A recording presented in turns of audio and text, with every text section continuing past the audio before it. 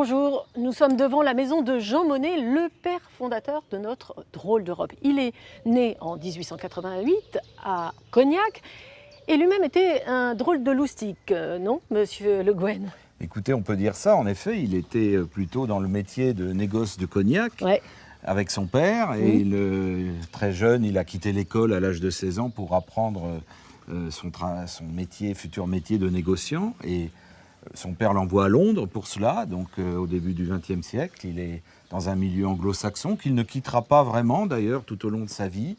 Et il n'a pas, évidemment, suivi le parcours classique de haut fonctionnaire ou d'homme politique français.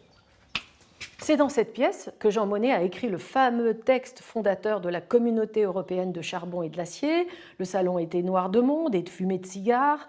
Jean Monnet et ses collaborateurs ont écrit 9 projets en 9 jours, jusqu'au dernier, lu par le ministre Robert Schuman le 9 mai 1950. Jean Monnet aimait à dire qu'il n'était pas optimiste, mais déterminé, et il l'a montré face à la Grande-Bretagne. Il était déterminé à ce que la Grande-Bretagne rejoigne le plus vite possible la première communauté européenne, et notamment le marché commun, ce qui aura finalement pu se faire que bien plus tard, en 1972, mais il s'est toujours battu. Et je pense même qu'aujourd'hui, il se serait battu pour éviter le Brexit.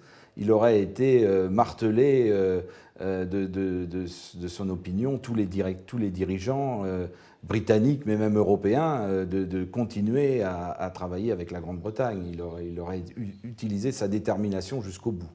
Jean Monnet a ensuite contribué à créer toutes les institutions européennes qui existent encore de nos jours.